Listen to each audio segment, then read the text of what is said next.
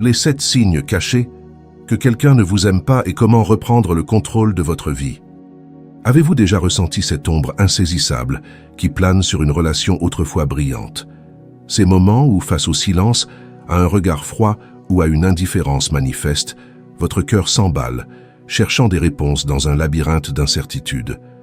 La douleur d'être ignoré ou rejeté par quelqu'un que l'on aime n'est pas une simple blessure, c'est une épreuve existentielle, un miroir brutal qui reflète nos vulnérabilités les plus profondes. Et pourtant, combien de fois avons-nous préféré l'illusion à la vérité? Combien de nuits avons-nous passées à scruter chaque détail, chaque geste, chaque silence, dans l'espoir d'y trouver une justification? Nous devenons ainsi les architectes de notre propre prison émotionnelle, captifs de nos attentes et de nos espoirs. Mais il existe une autre voie. Le stoïcisme, avec sa sagesse intemporelle, ne nous invite pas à fuir cette douleur, mais à la regarder en face avec courage et lucidité. Il nous enseigne que la vraie liberté vient de notre capacité à accepter l'inévitable, à transcender ce qui semble nous briser.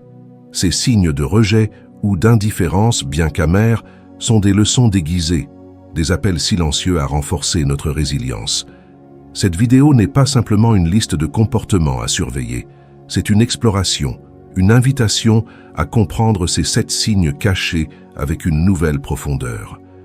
Vous apprendrez non seulement à les reconnaître, mais aussi à y répondre avec sagesse et dignité, en vous inspirant des enseignements des stoïciens. Si ce message résonne en vous, faites ce premier pas vers la transformation. Abonnez-vous à notre chaîne pour ne manquer aucun contenu inspirant, activez la cloche pour être alerté des prochaines vidéos et laissez un like pour soutenir notre démarche. Partagez cette vidéo avec ceux qui en ont besoin. Vous pourriez leur offrir une perspective qu'ils n'avaient pas envisagée. Enfin, laissez un commentaire pour nous raconter votre expérience, car votre histoire peut inspirer d'autres personnes à reprendre le contrôle de leur vie.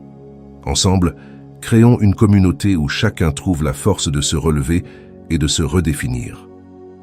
Commençons par le premier signe, le silence comme signe de désintérêt. Il y a un type de silence qui ne repose pas, qui dérange, qui brise. C'est le silence d'une personne qui, par son absence de mots ou d'attention, révèle une vérité que nous ne voulons pas voir. Elle ne nous aime pas. Ce n'est pas un silence méditatif ou bienveillant. C'est un silence d'effacement, de négligence, parfois même de mépris. Ce silence, aussi subtil soit-il, est souvent le premier signe d'une relation qui bat de l'aile. Imaginez ces messages laissés sans réponse, ces conversations avortées, ces regards fugaces qui en disent plus long que 1000 mots. Ce silence, loin d'être anodin, est un acte. Il transmet silencieusement une émotion ou une intention, le désintérêt. Mais combien de fois avons-nous préféré fermer les yeux, nous persuadant qu'il ne s'agissait que d'un moment passager ou d'un malentendu? Le stoïcien Épictète, dans sa sagesse incisive, nous rappelle « Ce qui trouble l'homme, ce ne sont pas les choses elles-mêmes, mais les opinions qu'il s'en fait. » Le silence n'a donc pas le pouvoir de vous détruire, sauf si vous lui en donnez la permission. Il s'agit simplement d'un fait, d'une réalité brute, que nous sommes libres d'interpréter ou d'accepter comme telle. Un ami qui partageait votre quotidien, mais qui ne répond plus que par monosyllabe, ou, pire encore, qui ne répond plus du tout. Vous pouvez passer des nuits entières à analyser chaque détail, chaque silence, ou rester stoïquement lucide. Ce comportement, même s'il vous fait mal au cœur, n'est pas le reflet de votre valeur. C'est un miroir des choix ou des priorités de l'autre personne. En comprenant cela, le silence devient moins oppressant. Il cesse d'être un tourmenteur et devient un enseignant. Peut-être ce silence vous invite-t-il à explorer ailleurs une relation plus équilibrée, ou peut-être vous incite-t-il à revoir vos attentes. Quoi qu'il en soit, il vous oblige à vous tourner vers l'intérieur et à cultiver votre autonomie émotionnelle. Comment répondre à ce silence sans perdre sa dignité et sa sérénité? La réponse réside dans le lâcher-prise. Ne cherchez pas à combler le vide par des efforts excessifs ou désespérés. Acceptez que certains liens s'estompent et que leur absence puisse laisser place à quelque chose de nouveau, de plus authentique. Ce premier signe, bien qu'inconfortable, peut devenir une opportunité. Il vous apprend que l'amour véritable ne se mendie pas. Il est donné librement, ou pas du tout. En choisissant de ne pas vous accrocher à un silence qui vous blesse, vous commencez à écouter la voix la plus importante qui soit, la vôtre. Passons maintenant au deuxième signe, l'absence d'effort dans la relation. Une véritable relation se nourrit de réciprocité. Lorsque c'est toujours vous qui tendez la main, engagez la conversation, proposez des activités ou maintenez le lien. Il est possible que l'autre personne ne partage pas votre investissement émotionnel. Ce déséquilibre, souvent imperceptible au début, devient un fardeau épuisant qui finit par révéler une vérité difficile. Vous comptez beaucoup moins pour cette personne que vous ne le pensiez. Ressentez-vous cette fatigue sourde lorsque vous vous rendez compte que l'autre personne ne prend jamais d'initiative? Ce collègue qui ne vous contacte que lorsqu'il a besoin de quelque chose, cet ami qui ne répond à vos invitations que par des excuses timides, ou ce partenaire qui semble indifférent à vos efforts pour enrichir la relation. Le manque d'effort, loin d'être une simple négligence, est souvent une déclaration silencieuse. Je ne t'accorde pas la même valeur que tu m'accordes. Le stoïcisme nous offre ici un enseignement essentiel. Sénèque nous dit « Celui qui vit en harmonie avec lui-même ne recherche pas l'approbation des autres. » Lorsque nous nous investissons dans une relation à sens unique, nous recherchons souvent inconsciemment une validation extérieure. Mais cette quête nous éloigne de notre propre paix intérieure. Prenez le temps d'observer vos propres interactions. Combien de fois avez-vous pris sur vous de raviver une relation, d'organiser une réunion ou d'envoyer un message? Imaginez un instant que vous mettiez fin à ces gestes unilatéraux. Que se passerait-il? Probablement rien. Le silence de l'autre personne parlerait de lui-même. Ne pas s'investir dans une relation est un choix, le reflet de priorités personnelles, et non un jugement de valeur. Pour répondre à ce deuxième signe, adoptez la pratique stoïcienne du détachement. Si l'autre personne ne fait pas d'effort, cessez d'en faire vous-même. Non pas par vengeance, mais pour préserver votre dignité et votre énergie. Épictète disait « Il ne dépend pas de toi que l'autre t'aime, mais il dépend de toi que tu mérites ton propre amour. » Ces mots nous rappellent que votre valeur ne réside pas dans l'attention que vous recevez, mais dans la façon dont vous choisissez de vivre. Avec le temps, vous découvrirez que le manque d'effort de l'autre est une opportunité, une occasion de rediriger votre attention vers des relations gratifiantes ou même vers une meilleure relation avec vous-même. Vous méritez de donner votre énergie à ceux qui la valorisent et vous la rendent. Ce deuxième signe, bien qu'il pique, peut vous libérer. Lorsque vous cessez de porter le poids d'une relation déséquilibrée, vous faites de la place pour de nouvelles connexions plus sincères et plus nourrissantes. Abordons maintenant le troisième signe, les critiques constantes et injustifiées. Il y a des mots qui construisent et des mots qui détruisent.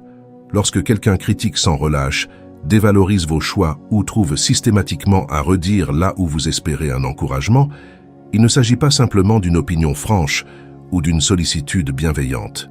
Les critiques répétées, souvent déguisées en conseils, sont un signe clair que l'on ne vous aime pas ou, pire encore, que l'on ne vous respecte pas. Ces remarques, qu'elles soient manifestes ou insidieuses, s'accumulent comme des pierres dans votre esprit.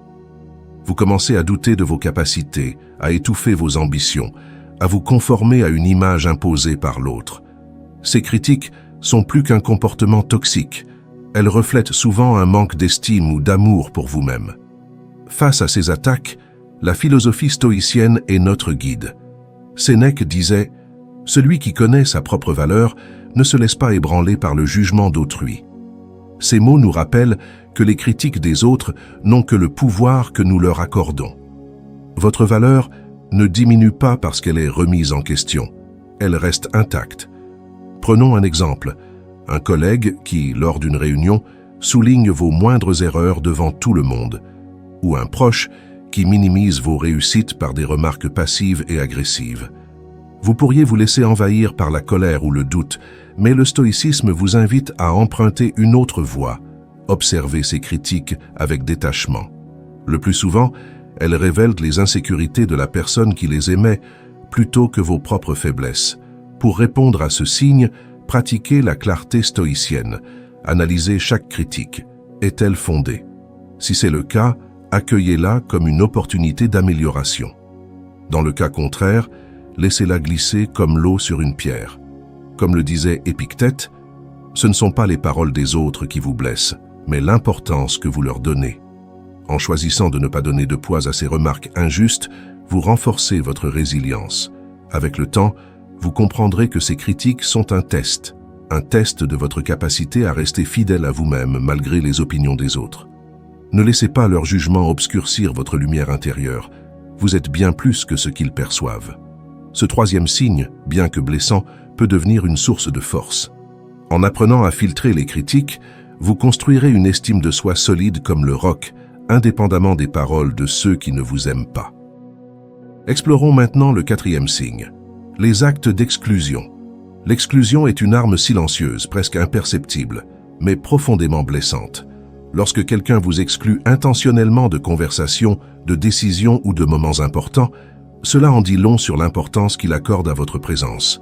Ce signe, bien que souvent subtil, est l'une des expressions les plus claires d'aversion ou de rejet. Imaginez un groupe d'amis qui organise des sorties sans vous inclure, ou un collègue qui vous exclut de discussions cruciales au travail. Ces actions, même si elles semblent anodines, envoient un message. Tu n'es pas essentiel à ma vie. L'exclusion, surtout lorsqu'elle est de répéter, peut éroder votre confiance et vous plonger dans un isolement douloureux. Le stoïcisme offre une perspective différente sur cette situation. Épictète a dit « Ne cherchez pas à être là où sont les autres, mais soyez là où vous êtes en accord avec vous-même. » Cette sagesse nous enseigne que notre valeur ne diminue pas parce que nous sommes mis à l'écart. Elle reste intacte et est souvent mieux honorée en dehors des cercles qui ne nous respectent pas. Un ami proche qui, sans explication, cesse de vous inviter à ces événements. Vous pourriez être tenté de demander pourquoi ou d'essayer de réintégrer le cercle. Mais le stoïcisme vous suggère une autre voie. Acceptez cette exclusion comme un acte révélateur. Peut-être n'étiez-vous pas aussi aligné que vous le pensiez, et ce retrait peut vous libérer pour des relations plus authentiques. Pour répondre à ce quatrième signe, apprenez à redéfinir vos priorités. L'exclusion, bien qu'amère, est l'occasion de réinvestir votre énergie ailleurs. Comme l'a dit Marc Aurèle, « Tout ce qui se trouve sur mon chemin devient mon chemin ». Transformez cet obstacle en une opportunité d'épanouissement personnel et relationnel. Ce quatrième signe, bien qu'il crée une fracture, peut devenir une porte d'entrée vers des horizons plus lumineux. En acceptant l'exclusion, vous ouvrez la porte à des relations plus enrichissantes, avec ceux qui vous reconnaissent à votre juste valeur. Passons maintenant au cinquième signe, l'indifférence émotionnelle. L'indifférence est un poison lent et insidieux qui éteint les liens les plus forts. Lorsque quelqu'un reste indifférent à vos joies, vos peines ou vos succès, il ne s'agit pas seulement d'un manque d'attention. Il s'agit d'une distance émotionnelle qui révèle souvent un manque d'amour profond. Cette absence de réaction, qu'elle soit délibérée ou inconsciente, peut être l'un des signes les plus déstabilisants d'une relation déséquilibrée. Imaginez que vous partagiez avec enthousiasme une bonne nouvelle et que vous receviez un regard vide ou un sourire forcé, ou encore ouvrir son cœur à une souffrance personnelle pour être accueilli par un silence pesant. L'indifférence ne parle pas fort, mais elle dit tout. Tu n'es pas assez important pour que je m'implique émotionnellement. Face à ce signe, le stoïcisme offre une leçon cruciale. Sénèque écrit « Celui qui vit en paix avec lui-même ne cherche pas à susciter l'enthousiasme des autres. » Cette sagesse nous enseigne que notre bonheur ou notre douleur ne doivent pas dépendre d'une validation extérieure. Leur valeur réside en nous-mêmes, indépendamment de la façon dont les autres les perçoivent. Pensez à un collègue ou à un proche qui ignore vos efforts, minimise vos succès ou se désintéresse de vos épreuves. Vous pourriez être tenté de redoubler d'efforts pour attirer son attention ou regagner son intérêt. Mais le stoïcisme vous encourage à adopter une approche différente. Vous recentrez sur ce qui nourrit votre propre épanouissement plutôt que sur l'approbation des autres. Face à l'indifférence, pratiquez l'art du détachement stoïcien. Comme le disait Marc Aurèle, la valeur d'un acte ne réside pas dans sa reconnaissance, mais dans sa conformité à vos principes. Continuez à célébrer vos victoires et à relever vos défis, même si personne ne semble les remarquer. Leur importance réside dans ce qu'ils signifient pour vous et non pour les autres. Ce cinquième signe, qui semble être un désert émotionnel, peut devenir une oasis de découverte de soi. En vous détachant de l'indifférence des autres, vous apprenez à trouver une force intérieure inébranlable. vous devenez le seul arbitre de vos émotions et non leur victime. Avec le temps, vous verrez que l'indifférence d'une personne est souvent le reflet de ses propres difficultés et non de votre valeur. En choisissant de ne pas y réagir, vous libérez votre cœur pour des relations plus sincères et plus nourrissantes. Abordons maintenant le 6e signe, la minimisation de vos besoins ou de vos préoccupations. Être entendu est un besoin humain fondamental, mais lorsque quelqu'un minimise systématiquement vos émotions, vos besoins ou vos préoccupations, cela traduit souvent un profond manque d'intérêt. Cette attitude, qui peut sembler anodine à première vue, est en fait un signe flagrant qu'elle ne vous accorde pas l'importance que vous méritez. Pensez à ces phrases blessantes qui se présentent sous l'apparence de la légèreté. « Tu exagères, ce n'est pas si grave » ou encore « Pourquoi tu t'inquiètes ?» Ces mots, répétés à l'envi, finissent par vous faire douter de la légitimité de vos propres sentiments. Ils créent un fossé invisible mais bien réel entre vous et l'autre personne. Le stoïcisme, dans toute sa profondeur, nous apprend à ne pas chercher dans les autres la validation de nos émotions.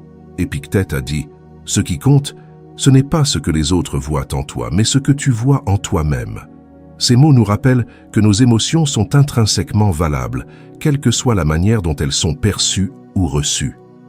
Prenons un exemple. Un partenaire qui, face à vos préoccupations légitimes concernant un problème dans la relation, balaie vos paroles d'un revers de la main. Vous pourriez insister, argumenter, essayer de vous faire comprendre. Mais le stoïcisme propose une autre voie. Acceptez que vos émotions n'ont pas besoin d'être validées pour exister. Elles sont vraies, même si l'autre personne refuse de les reconnaître. Pour répondre à ce signe, affirmez gentiment mais fermement vos besoins. Comme le disait Sénèque, la dignité réside dans l'équilibre entre ce que l'on donne et ce que l'on accepte. Ne laissez personne vous convaincre que vos sentiments sont exagérés ou insignifiants. Trouvez votre voix et utilisez-la, même si elle n'est pas entendue. Ce 6e signe, bien qu'il remette en question votre perception, peut devenir un puissant outil de croissance. En cessant de dépendre des autres pour légitimer vos émotions, vous gagnez en clarté et en force intérieure. Vous apprenez à vous écouter et à vous respecter par-dessus tout. Avec le temps, vous découvrirez que minimiser vos émotions est un choix fait par les autres, et non une vérité sur vous-même. Vous méritez d'être entendu même si ce n'est pas par cette personne. Passons maintenant au 7e signe. Les actions qui contredisent les paroles. Les mots peuvent séduire, rassurer et parfois tromper. Mais les actes ne mentent jamais. Lorsque quelqu'un vous promet son soutien, son amour ou son engagement, mais que ses actes contredisent constamment ses paroles, cela révèle une vérité douloureuse. Ses intentions ne sont pas alignées sur ses affirmations. Imaginez un ami qui vous dit qu'il tient à vous, mais qui trouve toujours une excuse pour ne pas être là quand vous avez besoin de lui. Ou un partenaire qui jure de vous soutenir, mais qui, dans les moments critiques, vous laisse seul. Ces incohérences, loin d'être des erreurs innocentes, sont le signe qu'il manque un lien réel entre vos paroles et vos sentiments. Le stoïcisme nous apprend à juger les gens non pas sur ce qu'ils disent, mais sur ce qu'ils font. Marc Aurèle a écrit « Les actes révèlent l'âme plus que les mots ». Ces contradictions, bien que blessantes, sont des vérités déguisées. Elles nous permettent de voir au-delà des illusions et d'embrasser la réalité telle qu'elle est. Pour répondre à ce signe, apprenez à observer les actes avec lucidité. Ne vous attardez pas sur les promesses non tenues ou les belles paroles. Comme le disait Épictète, ne cherchez pas à changer les autres, mais à comprendre ce qu'ils vous montrent. Ces contradictions, bien qu'amères, peuvent devenir des guides précieux pour ajuster vos attentes.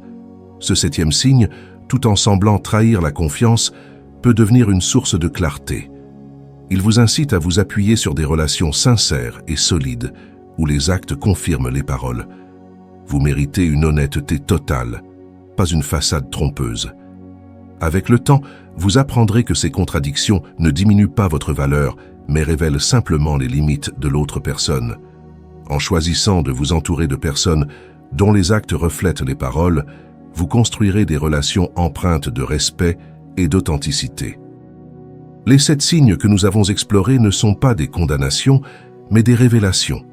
Ils ne sont pas là pour vous enfermer dans la douleur, mais pour vous libérer d'attachements qui ne vous servent plus. Chaque silence, Chaque critique injustifiée, chaque manque d'effort est une invitation silencieuse à chercher ailleurs ce que vous méritez vraiment. Des relations authentiques, des liens nourrissants, un entourage aligné sur vos aspirations les plus profondes. La vie est trop précieuse pour s'attarder là où votre lumière n'est pas vue ou appréciée. Le stoïcisme nous enseigne que le vrai courage réside dans l'acceptation de ce qui est, mais aussi dans la volonté d'aller de l'avant. Ces signes sont un appel à changer d'air, à quitter les environnements qui vous rebutent et à vous entourer de personnes qui voient et célèbrent votre valeur. Il ne s'agit pas d'une perte, mais d'une chance de construire un avenir plus radieux. Imaginez la liberté de choisir les relations qui comptent vraiment. Éloignez-vous de ce qui vous retient et découvrez de nouveaux horizons, pleins d'opportunités et de promesses. Il faut parfois avoir le courage de fermer une porte pour en ouvrir une plus grande et plus belle. Ce chemin peut sembler intimidant, mais il est aussi incroyablement libérateur. Si ce message vous parle, prenez un moment pour transformer cette prise de conscience en action. Abonnez-vous à notre chaîne pour poursuivre ce voyage vers une vie plus alignée. Activez la cloche pour ne manquer aucun contenu qui pourrait transformer votre quotidien. Laissez un commentaire pour partager votre ressenti. Votre expérience pourrait inspirer d'autres personnes. Enfin, pensez à partager cette vidéo avec ceux qui en ont besoin. Un simple geste peut déclencher un changement profond chez quelqu'un d'autre. Ensemble, construisons une communauté forte, où chacun trouve le courage d'aller chercher ce qu'il mérite vraiment.